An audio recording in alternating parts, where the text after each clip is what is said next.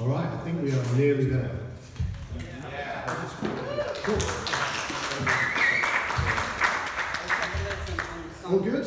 Okay. Had a good rest? Normally, my neck is killing me. Okay, so today's session, I want to talk to you guys about my approach to changes playing. So I want to talk a little bit about what changes playing is and kind of the way that I think about this when I'm playing, and how you guys can practice this. And again, I'm going to get some of you guys up to do this. And hopefully what I'm going to give you is the ability to not be daunted by a series of chord changes you've never seen before. By a series of chord changes that you've never seen before. What I'm not going to do is I'm not going to give you the ability to be able to play over changes today, immediately. That's not going to happen. But I'll give you an approach that should work for you, okay? So, what do we mean by chord changes? I guess you could look at this two ways. Chord changes could literally be any set of chord changes. So it could just literally be something like in the key of E, where you've got chord 1, followed by chord 5, followed by chord 4, followed by chord 1, by chord 2, back to chord 1. That could be a series of chord changes. But when I think about chord changes, when we say playing through changes, we're thinking about the key changing a lot. So like in a jazz context, where you've got things like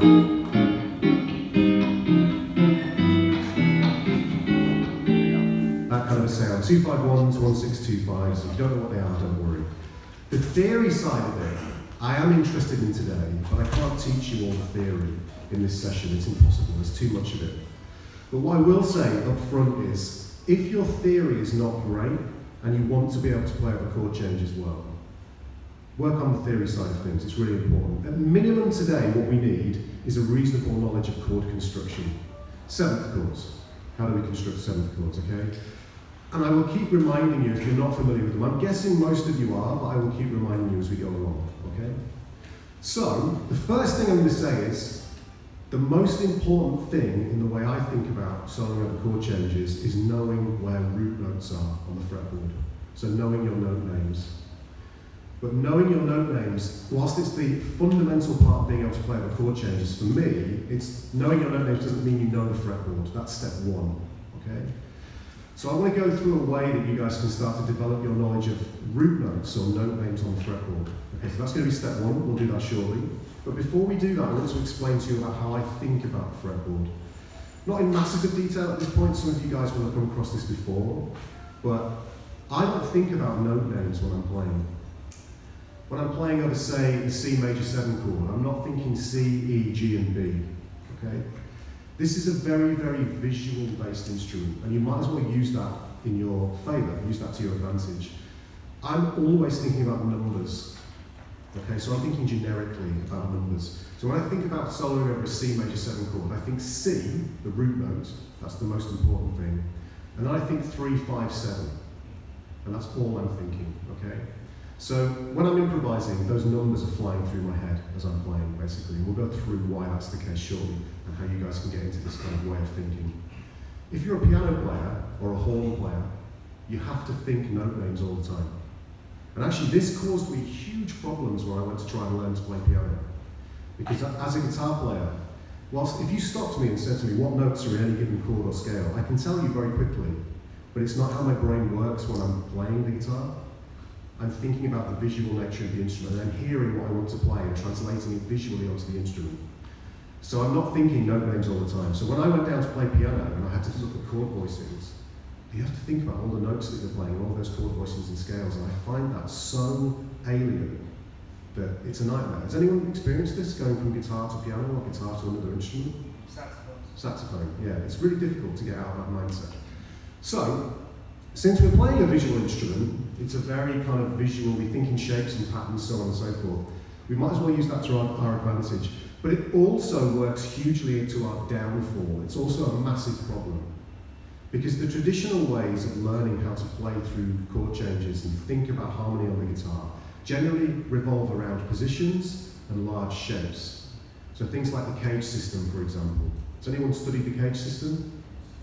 It's fantastic. I'm not saying it's not, it's awesome. If you've studied it, you should use it. It's great. And if you teach it, brilliant. I can't use it. It's too much information. My brain can't handle it. The reason being, first of all, I tune in a symmetrical tuning. So literally every single shape that I play is exactly the same all over the guitar. So I only have to learn something once, and I can play it everywhere on the instrument. Now, of course, in standard tuning, you can't do that. You have to compensate for the tuning.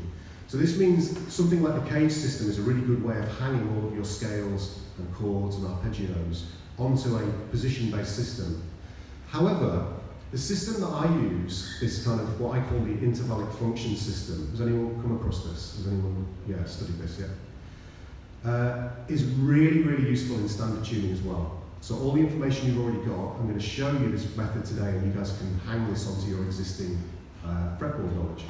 And it's a great way of thinking about fretboard. The reason I struggle with things like the cage system is because it presents to you a lot of information in one go. And I find big, large chunks of information very hard to manipulate in real time. And what you're doing when you play over changes is you're manipulating the harmony on the fretboard in real time, you're improvising. So if you have a tune like All the Things You Are, let's find, again, this doesn't have to apply to jazz, but jazz is a great vehicle for this. This app I've got here, by the way, like if you speak to any jazz musician, they know this app. This is iReal Pro, and I'm running it on the Mac here, but it's available on iOS devices and Android. Super useful app. Some of you guys will have seen Andy Timmons using this last year. So I know All the Things You Are. That, to some of you guys, may look horribly daunting. It's like, oh my God, look at all those chords. What the hell am I supposed to do? And the traditional method, when I went to jazz college, what I was taught to do was to learn how to play the arpeggios and the scales for this song. Let's say I was trying to learn to play All the Things You Are. And I was told I should sit and learn all these positions of all of these arpeggios. So I would sit.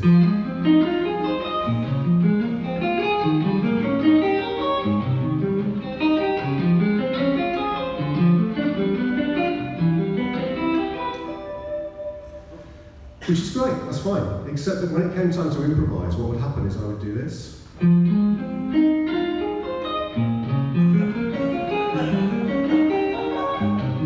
It's like, how do I stop doing that? How do I stop improvising by playing the arpeggios? Or it would be like, you can't get out of those boxes, those large shapes. And you guys know this feeling. If you've never played jazz before, you know this feeling, because as soon as you learn this, the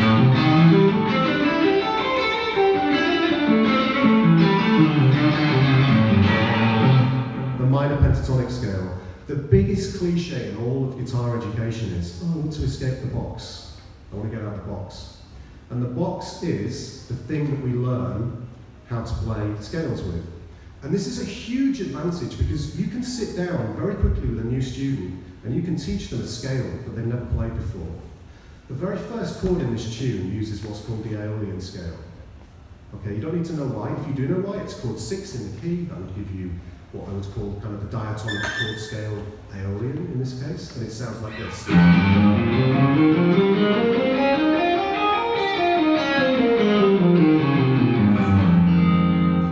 Because of the visual nature of the guitar, I could very quickly teach that to you verbally. I could say play 1, 3, 4, 1, 3, 4, 1, 3, 5, so on and so forth.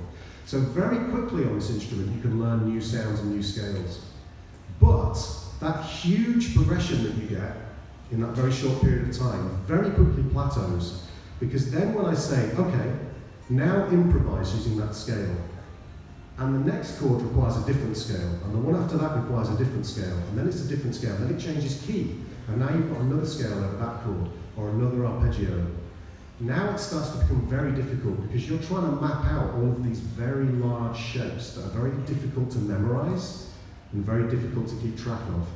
So suddenly you've got this thing where it's like, okay, I'm going to play.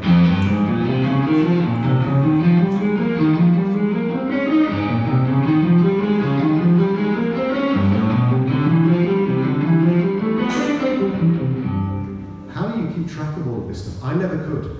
I found it very, very difficult to keep track of all of these scales. And every scale has a unique shape, and there's 7 or 5 different positions. There's so much information to keep track of, and then you've got to learn all the arpeggios. It's like, wow, how do I keep track of all of this at the same time?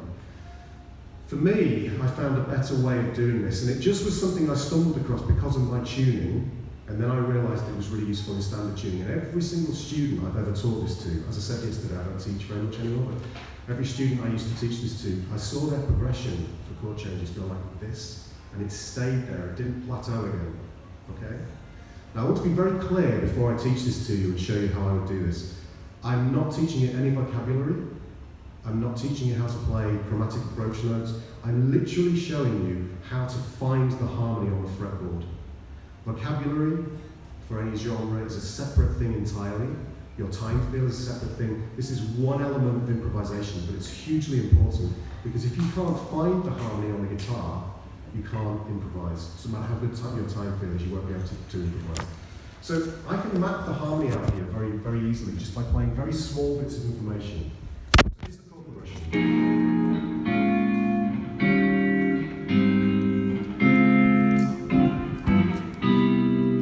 This.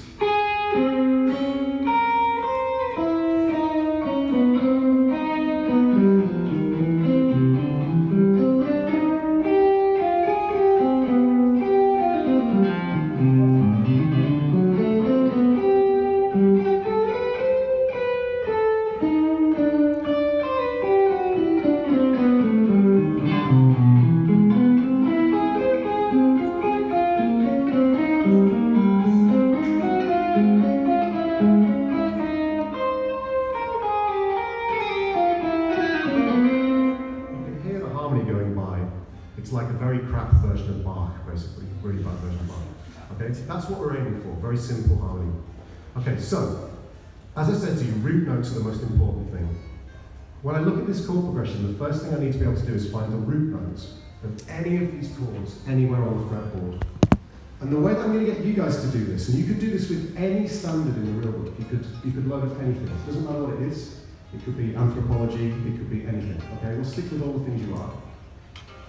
And what I want to do is to divide the guitar into what I call 5-fret, 3-string zones. So the first one we're going to do is between frets 1 to 5 on the E, A, and D strings.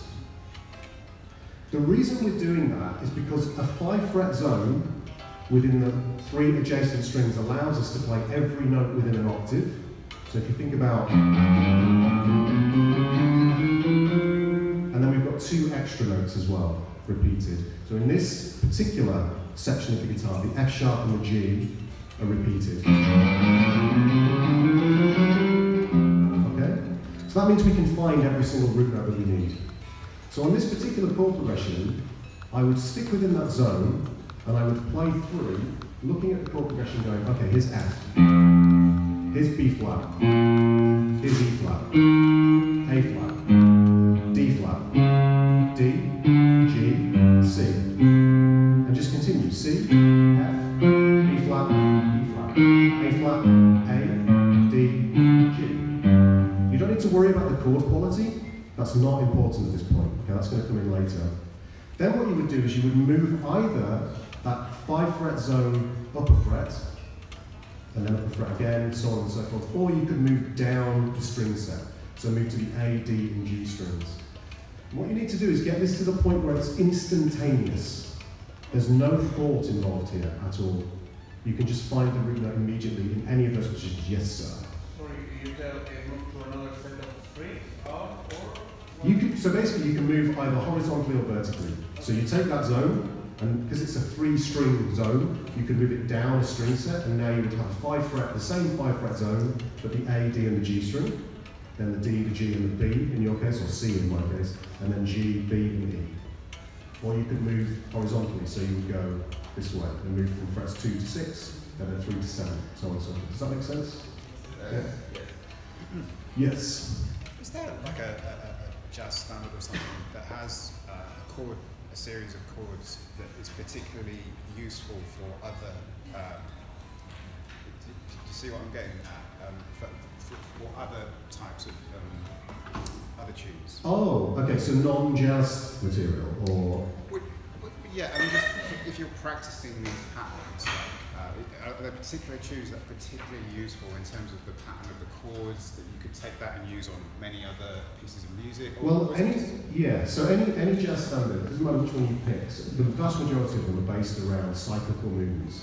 So they're based around, what that means is the root movement of the chords is usually going up a fourth, or down a fifth, or down a semitone each time. It's kind of the same thing. So you've got a lot of this, all the things you are is like that. So the F goes down a fifth to B flat, then goes up a fourth to E flat, then down a fifth to A flat. This is very common in jazz. It's like 2-5-1s do this all the time. So 2-5-1 in the key of C.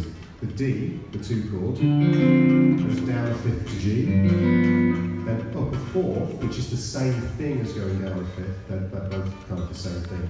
Up a fourth to C. So this is very common in the jazz world, and most jazz standards will have that in there. Now this also happens in other genres of music all the time.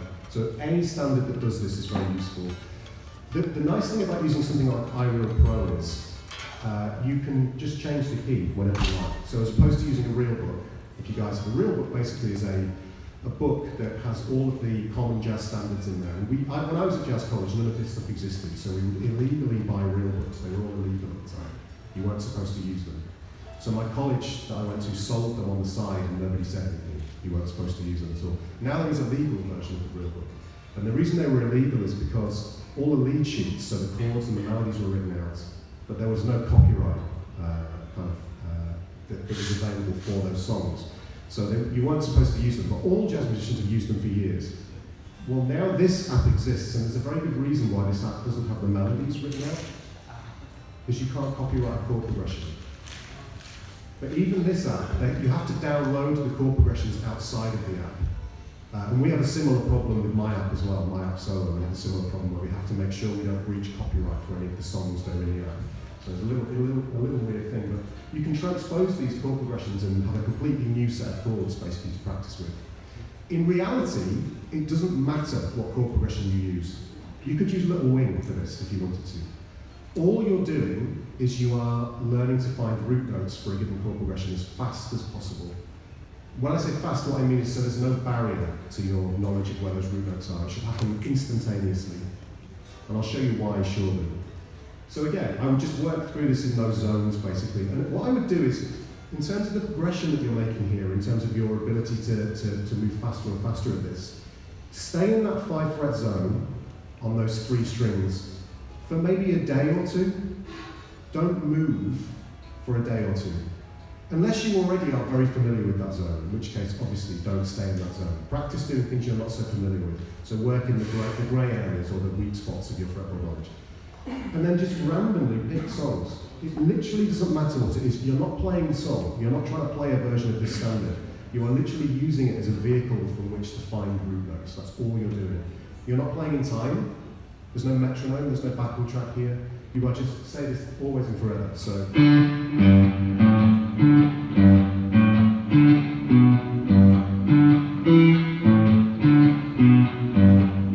This is not a rewarding exercise musically. But that's okay. When you've done an exercise like this and you've worked through it, it's a very cerebral exercise. Go and stick a backing track on it, just shred and play whatever you want to play. Reward yourself musically. Not everything you do can always be musically rewarding, because you're doing foundational stuff here. It's the basics, it's the fundamentals that you're working on. Where are root notes on the fretboard?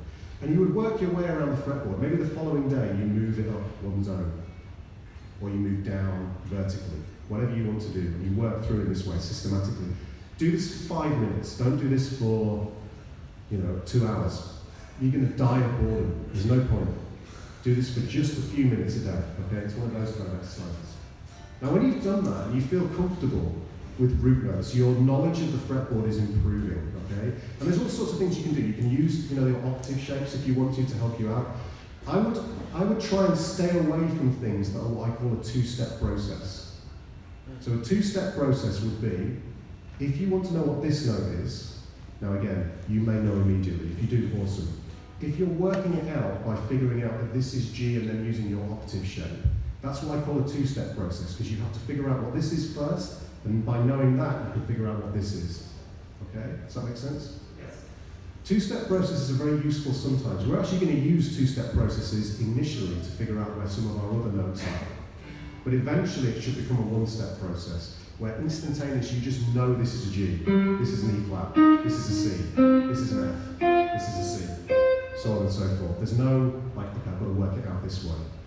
Those are, again, those two-step processes are one of these things where you get very quick progress and then you plateau. Because what you're doing is you're using a crutch or a trick to figure something out. And the guitar is full of these little tricks. Like, how do you work out where position 2 of the minor pentatonic is, There's all sorts of little tricks you can use to do these things. You should avoid these tricks if possible, these two-step processes. Make everything a one-step process if possible. You'll have immediate access to it, okay? So, let's say we've got to the point where we know where our root notes are. Okay? Ideally, you guys would have all practiced this and now we're all super clear with where our root notes are. Let's have a look at how you can actually start to map harmony out on the fretboard. So I do this using what I call intervallic functions. And basically, let's take the major scale, C major. So again, I mentioned I don't think about note names when I play. I think about the generic nature of music. So you can think about the C major scale or any major scale in two ways. You can think specifically, so that would be the note names: C, D, E, F, G, A, B, and C. That is the only scale that contains that unique set of notes: C, D, E, F, G, A, B, C.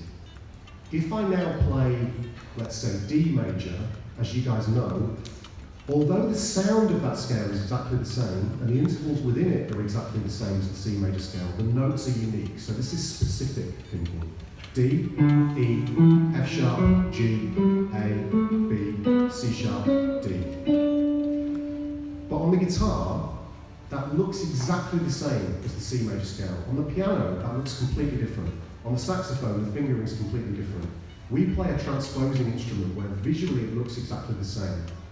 But we can get more specific than that. So in this case, I think 1, 2, 3, 4, 5, 6, 7, 1. So when I play the D major scale, I also think, now D is the root note, but I still think 1, 2, 3, 4, 5, 6, 7, 1. Now here's the thing. If I go backwards, 1, what's this note in terms of its function? 7, okay? What's this note? 6, this is 5. Now this is really, really important. When I'm talking about intervallic functions, I'm not talking about interval distances. So if I go from 1 to 5 in the key of C, what is that interval? It's a fifth. If I go from 1 down to 5, what's that interval? It's a fourth. That's not what I'm talking about. I'm talking about the function of the note within the key. So in the key of C, this is 1, and this is 5. This is 1, this is also 5. Does that make sense? Again, because if I count 1, 2, 3, 4, 5, this is the note G, it functions as 5 in the key. It has a specific pull. Da, da, da, da, da. This has the same pull, but in the opposite direction. It functions as 5 and it's desperate to get back to 1, as in. Okay? So 1, 7, 6, 5, 4, 3, back to 1. So those are intervallic functions. And on the guitar, each of those intervallic functions looks a certain way. I've actually got, you guys will get this PDF file. It's branded as a solo thing, because that's just, that's where I got it from. But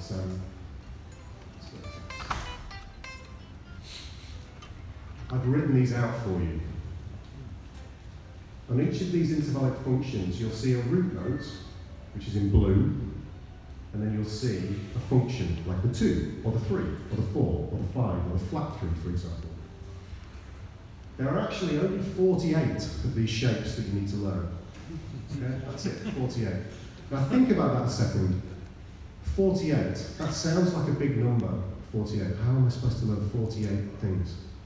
If you learn the major scale, the Dorian scale, the Aeolian scale, the Phrygian scale, the Lydian scale, the mixed Lydian scale, the Locrian scale, the minor scale, the Dorian flat 2 scale, the Lydian dominant scale, the diminished scale, the whole tone scale. Now let's go to arpeggios. You learn the minor 7 flat 5 arpeggio, the diminished arpeggio, you learn the major 7 arpeggio, you learn the major 7 sharp 5 arpeggio. These are all unique. They all have individual fingerings. They all have multiple positions, multiple inversions, so on and so forth. There are literally thousands of them that you have to catalogue and learn. Now there are many people who do this, they think this way, they learn these shapes. A really good example is a guy called Sean Baxter. You guys know Sean Baxter? Yes. He's an incredible UK guitar player. He literally has learned all of these things in the cage system and has just mapped them out. And it's possible, it's very possible to do, because they're variations of each other. I can't do it. So I want to show you how I think about this stuff.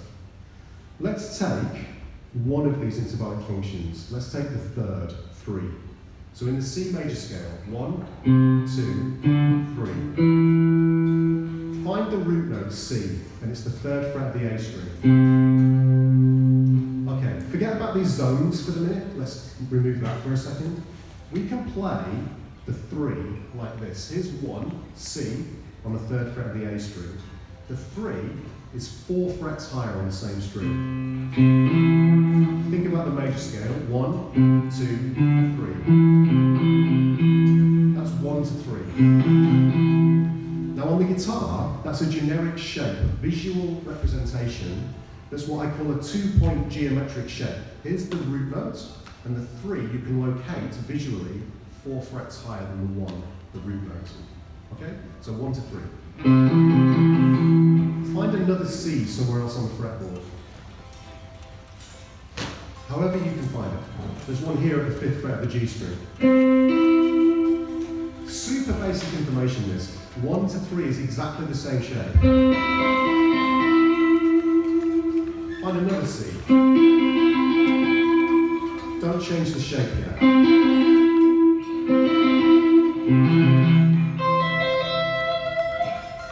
Okay, I call that ascending shape 1. Okay, ascending shape 1. It's on this PDF file. It's just there, this one. You can see that distance. There's the root note, there's the 3 in black. It's quite hard for you guys to see, I apologise, it's quite small. So that's ascending shape 1, okay? Within 1 octave. I never think more than an octave away from the root note I'm visualising from, okay? Let's look at the second way you can play this. And there's only ever 2 ways. When you look at ascending or descending interval function shapes, there's only 2 ways you can play them. 2 ascending and 2 descending. Sometimes there's only 1 of each. So the other way we can play this, and again this is very simple, you guys will know this, is 1 to 3, and in this case the 3 is on the 2nd fret of the D string.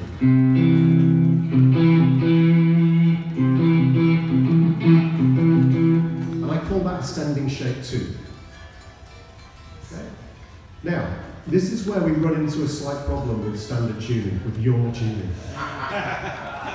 It's a very simple problem to fix. What I want you to do is I want you to find the C on the 5th fret of the G string. Okay. So we're here. So because of the nature of the guitar, the way it's tuned with a major 3rd between the G and the B string, what you have to do is play the actual shape that you just learned. Now obviously that is not a major 3rd, it's not a 3, okay? What you have to do because of the tuning is anytime you cross over the B string, so you go onto the B string or you cross over it, you have to compensate this way, for me, that way for you guys. So towards the bridge. Please don't think of this as a different shape. That's a trap, that's dangerous to do, because you're cataloguing more things than you need to in your brain. Just think about it as exactly the same shape, but you've compensated for the tuning. Okay? So you could call this ascending shape 2, and it's compensated for the tuning, or you've adjusted it for the tuning. Okay? So again, anytime you cross over the B string, whatever shape you're playing, adjust it 1 fret higher. So that's ascending shape 2. So now we've got this ascending shape 1, ascending shape 2. Now on the G string, the same thing, ascending shape 1, and then ascending shape 2, compensating, moved up a fret, okay? For me, because I cheat, it's exactly the same, but please do not tune this way.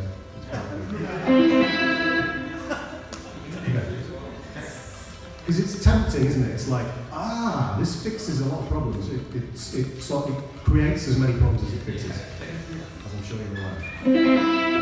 Okay, so there are 2 ascending shapes for the 3. Let me show you something really quickly. Let's flatten those 2 shapes. So if we flatten them, we move them down 1 fret, and that now gives us the intervallic function of a flat 3. You could call it a minor third as well.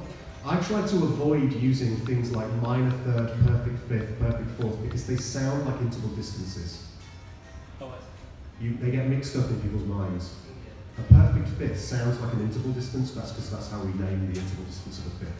So I would use the kind of American jazz terminology of a flat 3, or a 5, or a 4. That's the function of that note. Okay, does that make sense? So this is 3, and then we flatten it to flat 3. And look at the shape that you get on the same string. This is ascending shape 1 for a flat 3. Okay? And again, move that around on the fretboard, get used to finding, if you've done the root note work that we talked about, you should be able to find any C.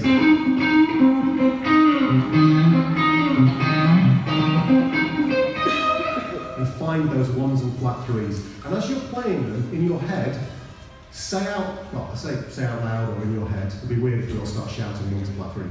Say 1, flat 3, 1, flat 3, 1, flat 3. Or if you want to, you can say C, flat 3. I just say 1 and have the C there in the back of my mind. And again, I am not thinking C, E flat, C, E flat. It's 1, flat 3, 1, flat 3. So that's ascending shape 1 for the flat 3. Now let's do ascending shape 2 for the flat 3. So take your 3 shape, which is here, by the way. Can you see the mouse moving there? Yeah, you can see that. So that's this one, ascending shape 2, and flatten that 3 to get to this. That's ascending shape 2, and it's a flat 3 in this case. Okay? Now again, move on to the G string and compensate that shape for the tuning. So if you've got your C on the 5th fret of the G string, there's your flat 3 shape, ascending shape 2 that we just learned. Shift the flat 3 up a fret to compensate for the tuning, okay? That makes sense. And again, try not to think of that as a different shape, just in your mind compensate for the tuning. Catalog it as the same shape compensated. Okay? So, now we've got, this is going to be a fair bit to remember in terms of the shapes, so if you forget them, don't worry. It's the concept I want to take away today, and then you can learn the shapes from this PDF file. Okay, so, now let's do the descending versions. And there are 2 descending versions. So let's get the C on the G string, 5th fret. Let's do the 3 first. So from this C, if I go down to my 3, I get this. So I've got my little finger on C on the G string, and I'm going down to the 2nd fret of the D string. That's 1 to 3. Just to do a sanity check, in the key of C major, 1, 2, 3, 4, 5, 6, 7, 1, 3. This is where you go. It's that sound. Yep, 1 down to 3. Now, let's do something really important here. Find C on the B string. It's at the 13th fret. Okay? Play exactly the same shape you've just played. It's going to sound wrong. When you come back this way, when you descend over the B string, you adjust towards the headstock. Okay? So this shape, you adjust, don't move the root note, adjust back down towards the headstock. So crossing over the B string ascending, you move towards the bridge. Crossing back down over the B string to descend, you move the shape towards the headstock. Very simple rules. This is why I don't want you to think of a different shape. You just think compensate towards the headstock, compensate towards the bridge. So 1, play the chord here for you guys, and then descend down 1 fret, okay? Again, for me it's the same. So 1, 3, descending shape 1, okay? The other way you could do this, and I can see some of you guys doing this already, here's the 1 again, C, and then the 3 you can also play on the 7th fret of the A string. And again, catalogue that shape. 1, going down 2 strings and up 2 frets. Same sound, 1 to 3. And that's descending shape 2. Okay?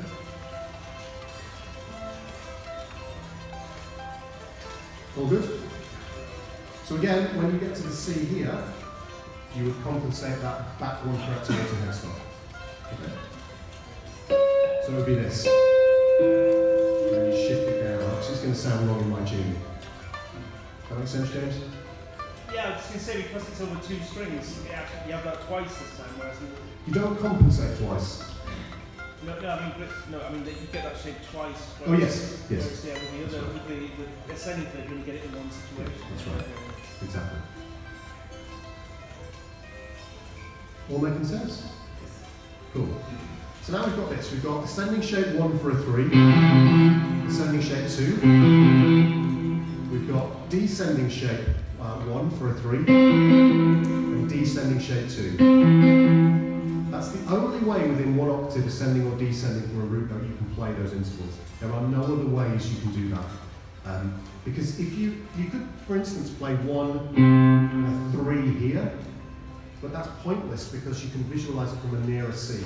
There's a more efficient C to visualize from. So I never think above an octave. I'm only ever thinking about that 1 octave, okay? So as I move around the fretboard, I'm updating which root note I'm visualizing from. I'll show you this in practice in a second. Then we've got the flat version, so the flat 3. So I'm moving that down a fret. We've got ascending shape 1, the flat 3. We've got ascending shape 2. And then we haven't done these yet, but if you flatten your descending 3s, you will get descending shape 1 and 2 for your flat 3s.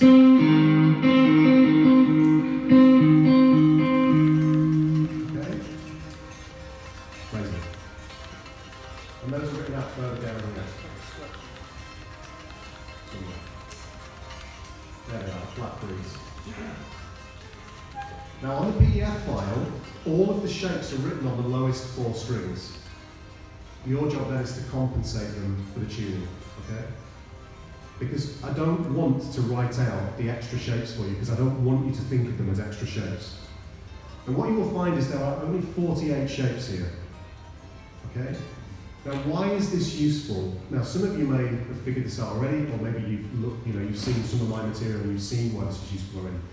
Let's take that flat 3 ascending shape 1, this one. Let's say you've learned that shape really well, and you can find it from any root note anywhere on the fretboard. It's not really a difficult thing to do, okay? That flat 3 interval, that shape, occurs in all the following things. It occurs in a minor 7 arpeggio. It occurs in a minor 7 flat 5 arpeggio. It's in a diminished arpeggio. It's in a Dorian scale. It's in a Phrygian scale, an Aeolian scale, a melodic minor scale, a harmonic minor scale. It's in the Dorian flat 2 scale. It's in the diminished scale. It's in the Locrian scale. It's in all of these things. All of those things contain that intervallic function shape. So you've learned one shape that you can use in all of those things. Let's say you learn all 48 shapes. It shouldn't take you that long to catalogue these. And the way I would practice them is I would take each of those shapes and I would say, okay, let's pick a root note, A, for instance. We'll come back to the jazz standard in a minute. Let's pick A. And I would start on the lowest A on your guitar, and I would say, okay, here's A. I'm going to practice my flat threes. And I would play from each A all of the available ascending and descending flat three shapes. So you start here, we go, okay, here's ascending shape 1. Here's ascending shape 2. I can't play the descending shapes, I don't have enough strings. I'd need a 7 string to be able to do that. So now I'm going to move to the next A. Don't use the open A. Don't use the open A. Move to the 12th fret of the A string. Now play ascending shape 1, ascending shape 2, then descending shape 1. And I can't play descending shape 2, I don't have enough strings.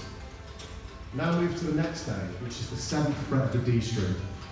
Now you'll see why root notes are important. You have to find root notes quickly. So here's ascending shape 1, ascending shape 2, descending shape 1, descending shape 2. And again, I'm always saying in my mind, 1 flat 3, 1 flat 3. Now move to the next string, A. 1, flat 3, ascending shape 1. I can't really play. I try to avoid thinking about open strings if possible for this particular system. So I'm not going to do that one. I can do descending shape 2 though. I can't do descending shape 1 because it would go off the fretboard. Then I move to the next A. I could do the 14th fret of the G string. Ascending shape 1. Ascending shape 2, compensated. Compensate for the tune. I can do descending shape 2, and again, sorry, 1. I'm not expecting you to remember these at this point. And I can do descending shape 2. Sorry. And I keep going in this fashion. I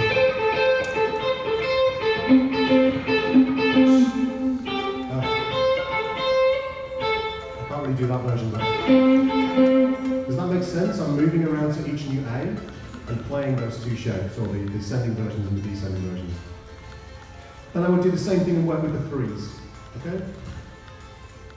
So that from any given root note, you can see your threes and your flat threes. And I would work through each of these intervallic functions doing this, basically. Okay?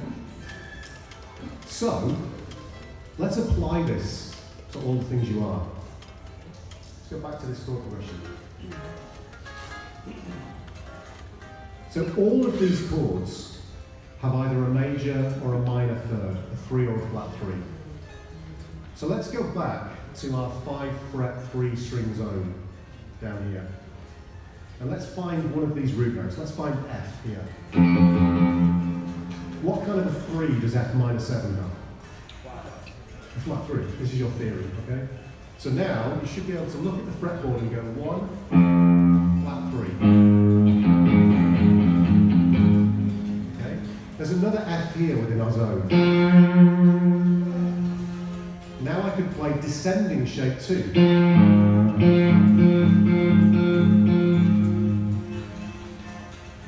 Now if I break out the zone a second, I could also play from here ascending shape 1, ascending shape 2.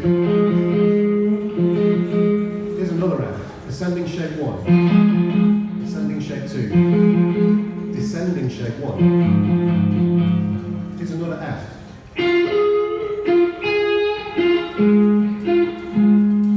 Those were the 2 ascending and 2 descending. Yes?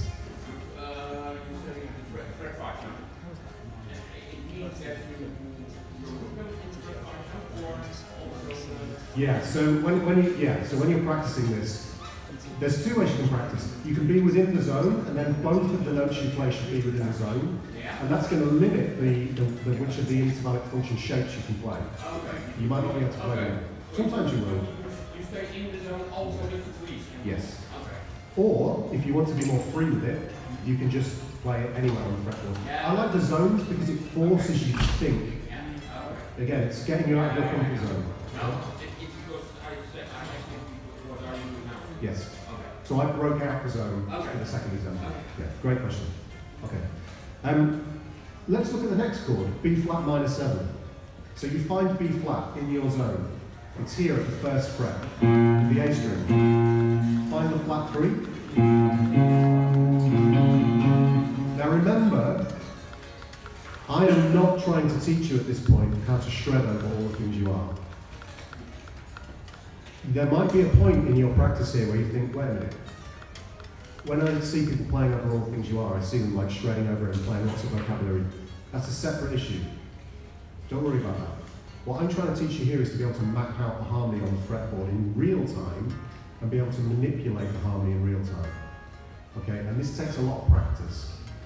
But this system is very small pieces of information, very tiny bits of information, and human brains manipulate small bits of information much better than large bits of information. When you learn large scale shapes and large arpeggios, you end up playing them exactly as they are, or it's very hard to break out those shapes. With this, you're learning very small bits of information. And at this point, it's like you're literally taking your first steps. So all it is at the moment is, if we find E flat, here, you could play the descending 3. Or you could play descending shape 2. Then we'd find A flat, there's the 3, ascending shape 1. Now you can hear the harmony, right?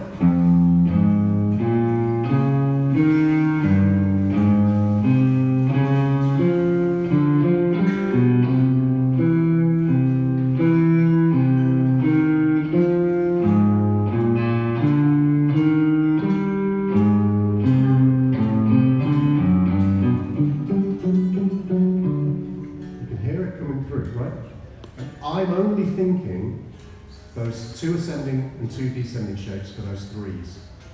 And we're painting by numbers. It's very simple, but I'm actually improvising. I'm actually consciously choosing the notes that I play. I'm not just running up and down a shape that somebody's shown me.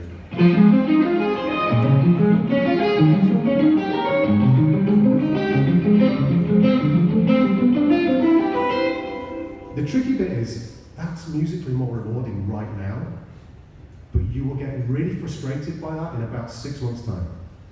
With this, what's going to happen is, you're front-loading the difficulty. You're making it more difficult at first because you have to think really hard for this. But later down the line, you won't experience the frustration of, how the hell do I break out of these large shapes? Because what you'll find is you'll start to see 1, flat 3, 5, 1, 1, flat 3, flat 7, 5, 1, 3, 5, flat 7, 5, 1, 7, 1. Can you hear the harmony being represented? So now again, if I do this slowly,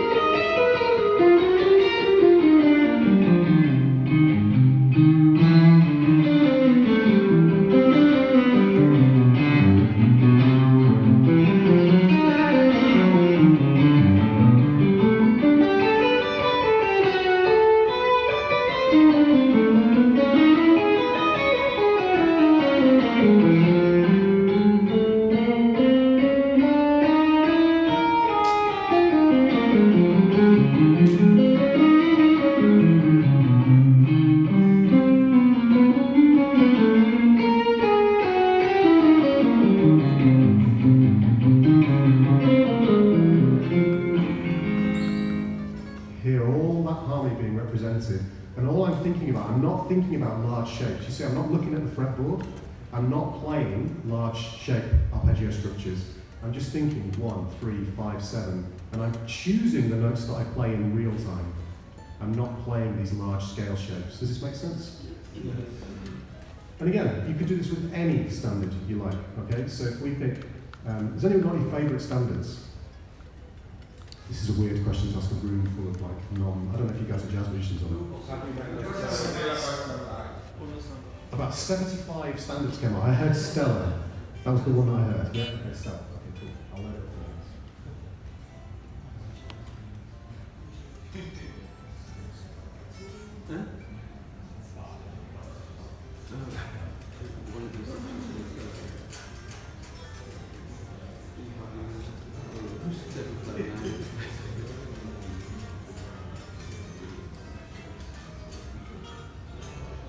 Stella by Starlight.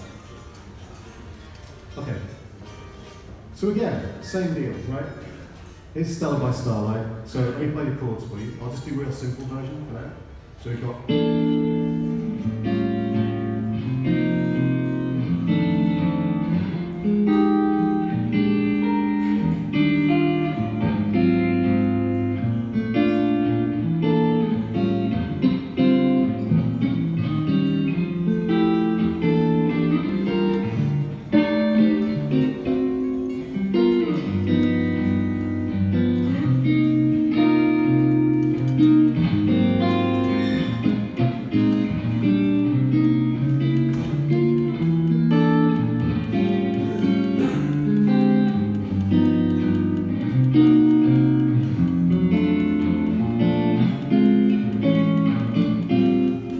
Basic chord progressions for Stella by Starlight.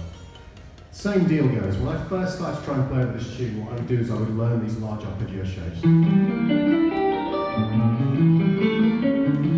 Sorry, brain failure. I would learn these large structures. I can't do that at all. So at this point we've only done threes, but imagine you've done the fives and you've done the sevens as well. So you've taken the time to learn what five and flat five, that's important as well, and what seven and flat seven look like. When you've learned those, so you've learned 3 flat 3, 5 and flat 5, and you've learned 7 and flat 7, ascending and descending within one octave, you can play any of these chord types that occur within any of these chord progressions, okay? So the deal is, when you look at this chord progression, do you guys know what this, some of you guys will know what this symbol means here? There's a line through it. Yeah. So the circle means diminished. When you see a line through it, like old school, you'd have that called half diminished. Not many people call it that anymore. It's a minor 7 flat 5. So the name kind of describes what you've got to do. This is why the flat 5 is important. So it's a minor 7 chord with a flattened fifth. So here's the minor 7. Please don't look at my fingers because my shape's different to yours and it'll be really confusing. Here's the 5, and we flatten it. What a beautiful sound. I like to play that chord like this. Beautiful. Really, really pretty. So that chord has a flattened fifth in it, so we need the flat 5 as well. So in this case, let's find E here at the 7th fret of the A string. And again, you may be able to see, like if I go back to the basics here, what I should do before we do any intervallic functions is on the fretboard I should be able to find all of these root notes.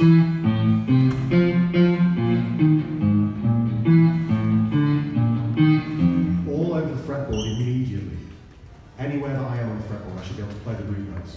It'd be the world's worst solo, but that's not the point. Okay? The point is that you've got this structure from which to hang these intervallic functions on. I'm always visualizing from the root note. I might not play it. I don't always play the root note, but I'm visualizing from it. It's my reference point. Okay? So, E minor 7 flat 5. What are the intervallic functions I need to play a minor 7 flat 5 chord? We need a 1. We know what that is. That's E. What's the next intervallic function or chord tone that I need? Flat 3. Okay. Now, yeah. Perfect. Now, if that information is something you don't know, that's a super easy thing to fix. That's just theory. You just need to learn theory, how chords are constructed, how scales are constructed. Every single harmonic device you will ever see, even things that seem complicated, like let's say we go for a scale I mentioned earlier, the Dorian flat 2 scale. They're just intervallic functions listed as a list. It's like a formula. It's like, chemical formulas tell you what elements are in the actual molecule that you're looking at. Same thing here. So the Dorian flat 2 scale is 1, flat 2, flat 3, 4, 5, 6, flat 7. That was cool. I was watching other people say it at the same time. So we got this. 1, flat 2, flat 3, 4, 5, 6, flat 7. Cool sound. If you've never played it before, but you've learned those 48 intervallic functions, you should be able to see, if I say it's 1, flat 2, if you know what the flat 2 looks like, there's 2 ways of playing it within an octave. It's jaws.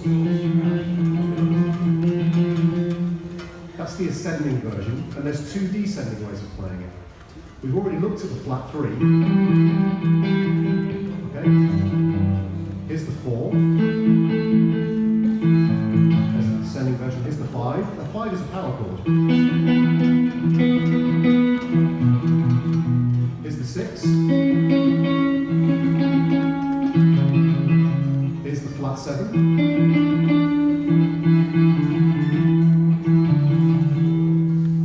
If I know what they all look like from any given root note, I can see 1, flat 2, 1, flat 7, 6. I can see the 1 here, flat 2, flat 3, 1, flat 7, 6, 5, flat 3. And I'm updating which E I'm visualizing from. So this flat 3 I found from this E. If I want to find this flat 2, I'm visualizing from this E. And this becomes subconscious and seamless after a while. At first, it's a 2-step process. Where's my root note? Where's my flat 2? Where's my root note? Where's my flat 3? Eventually, it just becomes a 1-step process. It's seamless, okay? So here's our E. Let's grab the E on the 7th fret, the A string. Just do this and then finish. Is that right, Dodo? Yeah, okay, cool. Here's the 1, 7th fret of the A string. Let's find the flat 3. Let's use ascending shape 1. We could play ascending shape 2. We could also play descending shape 1.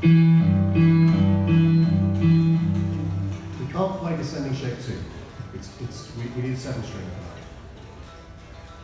The next note is the flat 5. Now I've not shown you these yet, maybe some of you know these shapes, but the flat 5 looks like that. That's 1 to flat 5 for me. You can also play it this way. This is ascending shape 1, ascending shape 2. Okay? We could play a descending version. And then the flat 7 is this shape. Or we could do this. 2 frets below the root note. Or this.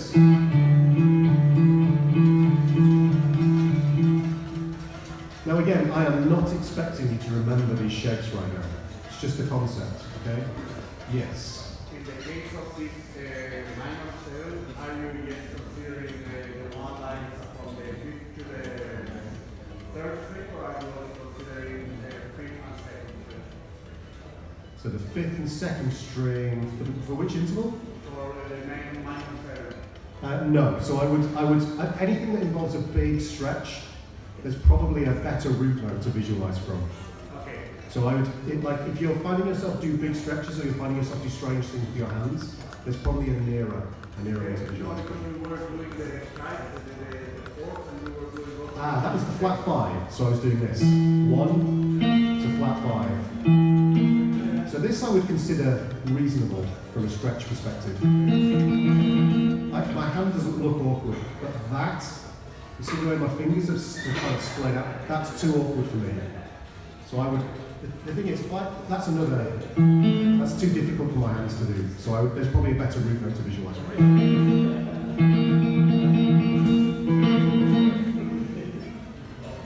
So that's the concept, and the way. Yes, yeah, that's right. Yeah. The way I would practice this, and again, at this stage, please bear in mind again, I'm not. This system is just to be able to map out harmony on the fretboard. Okay. When you've mapped out that harmony on the fretboard, if you've got Starlight by Starlight going.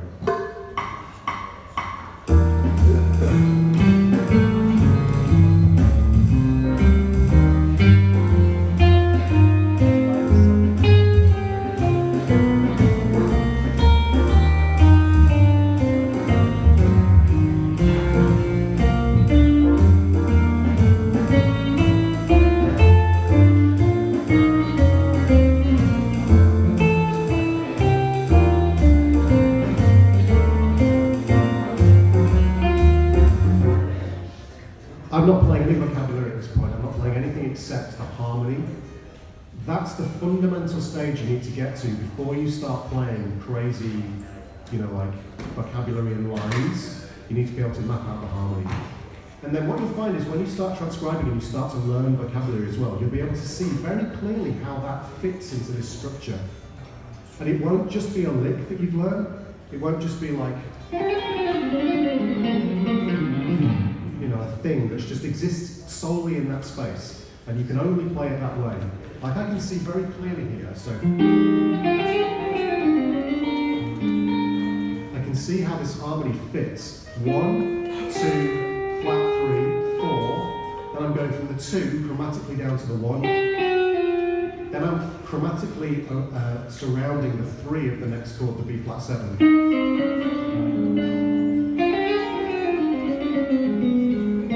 Landing on the 5, and I can see all of this very clearly and hear it because I've spent the time mapping out the harmony in a very basic, fundamental way. Does that make sense? Yes. So Tom, so that is kind of the practice routine. Let's say we do that for many months, but then the next question would be how do we get to that vocabulary? Because now I'm afraid after 6 months I can only do these. Yeah. I will again sound like an exercise. So is it just like to understand better the vocabulary that we will then learn? Okay, so there's 2 things there. Yes, it is for that, but also it doesn't have to sound like an exercise. Again, if I take all the things you are as an example again, because it's such a beautiful core progression. If I load that up again so you guys can see it. You could do this with autumn leaves as well. Anything that's sort of cycling through that way. I really need new glasses.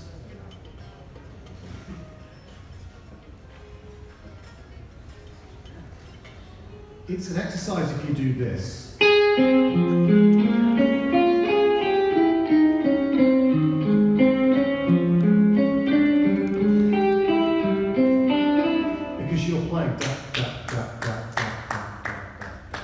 It's really boring. But if you play more melodically,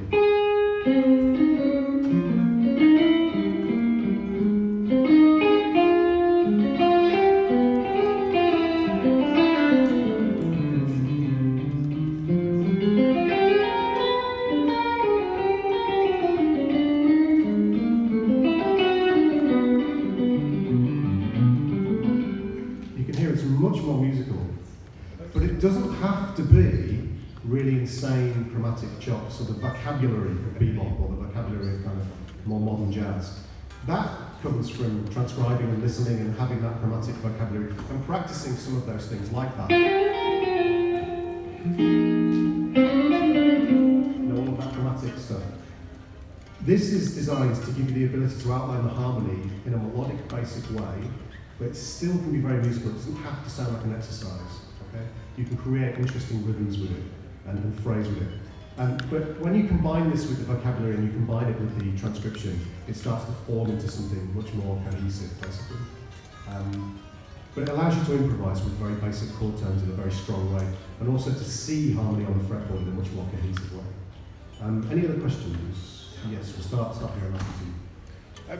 You know the limitation exercise where you take like 3 strings and 5 frets? Yeah. Does this work with chords as well?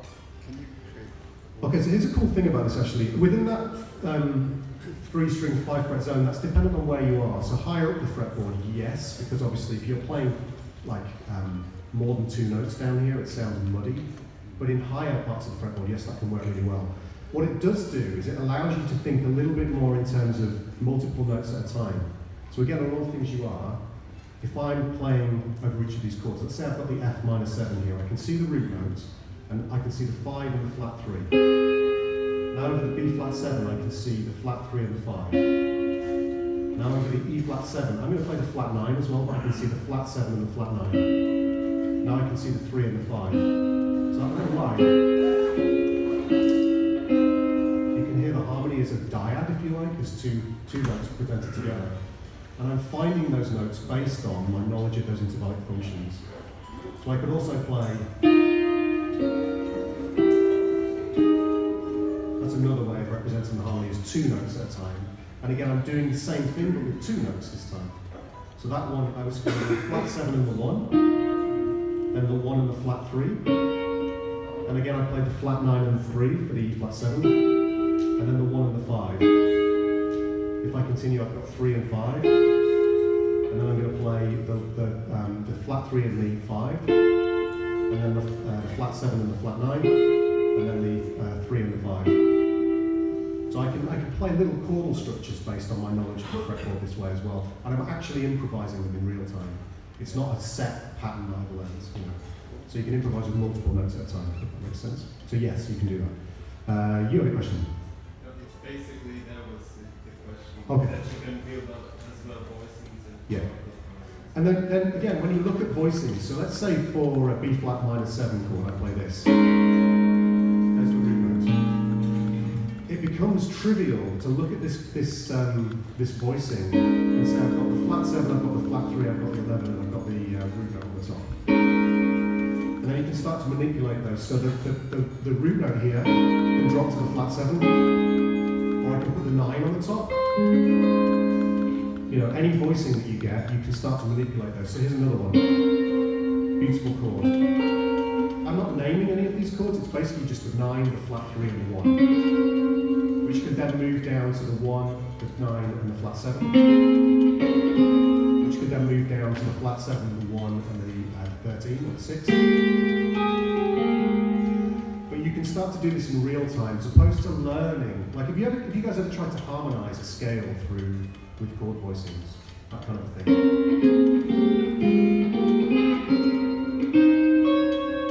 When I was younger, I tried to memorize what these looked like one after the other, almost like a large, multiple, like single string arpeggios. But now, because of this system, I can visualize them in real time. I don't have to think.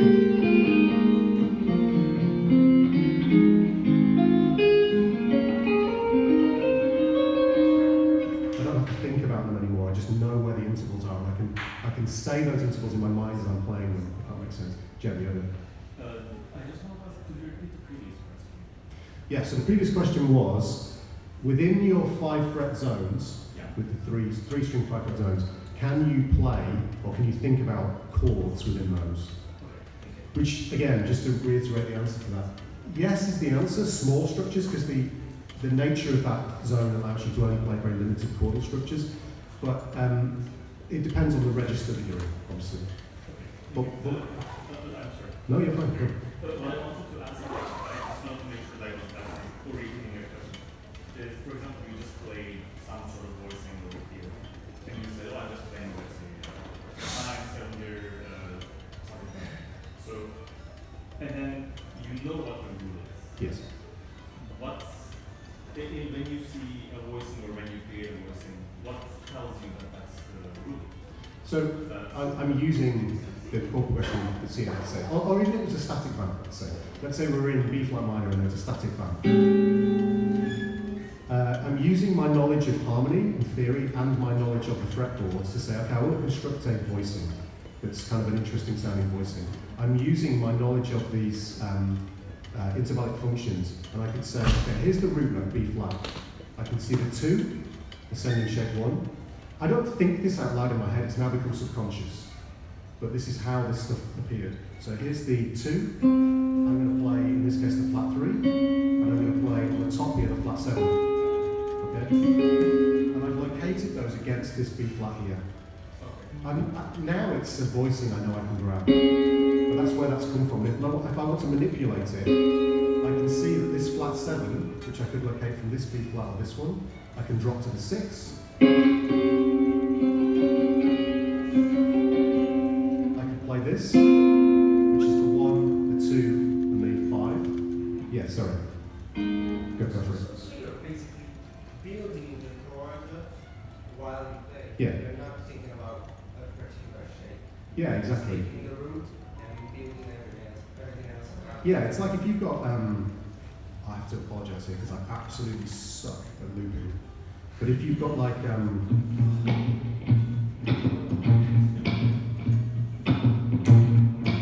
that might be alright. Ooh. That's the first. So these chord voicings, like this. Again, this I've learned, I know this chord voicing now. It's like having just a C major chord for me, it's a voicing.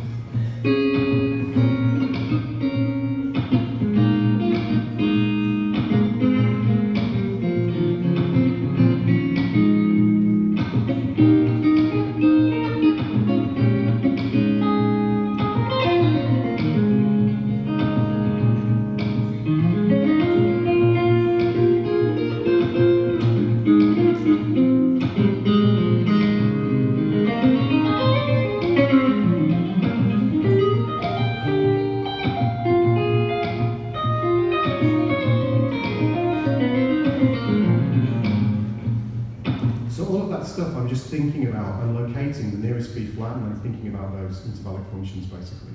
Where are they? I'm not thinking about and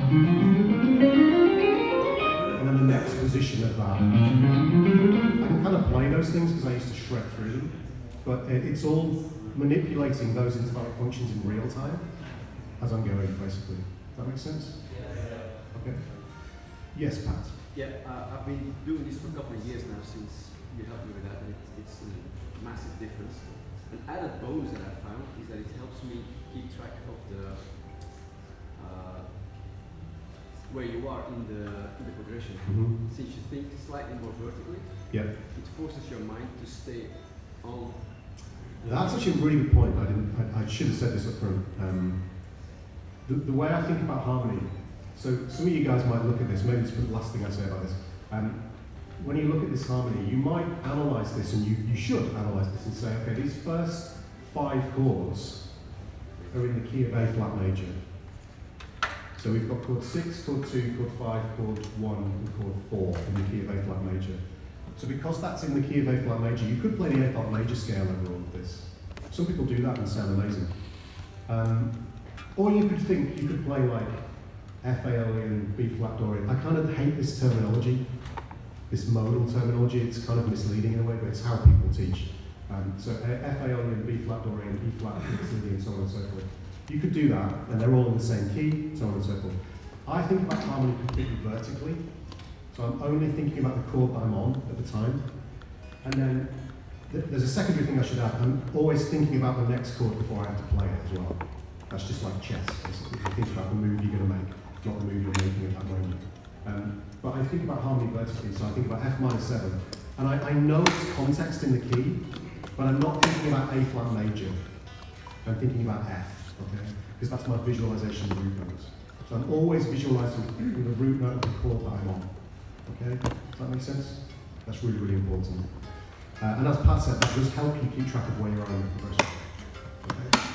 Okay, so any final questions? And then we will call it time. Yeah, last question. So yeah, this ties in perfectly to what I was thinking. It just helps me resolve an issue I've had for a very long time. Let's say 2-5-1 in the key of C major, because it's easiest for me to talk about. And 2 would be D, F, A. And my concern was that for a long time I was thinking for D minor, I was not thinking it's relative from D 1, 3, 5. I was thinking 2, 4, Oh 6. yeah. And that like confused my brain a lot. So you explaining that you consider each chord separately as you go through them. And the root note of that chord is 1, always. I'm not thinking, like in the key of A flat here, I'm not thinking that F is actually 6, and therefore this is actually 1, and this is 3. That's like way too many steps for my brain to go through. That's a nightmare. So I always think, this is the vertical thinking, I always think the root note of the chord I'm on is 1. Cool. Thank you guys. I hope that's useful.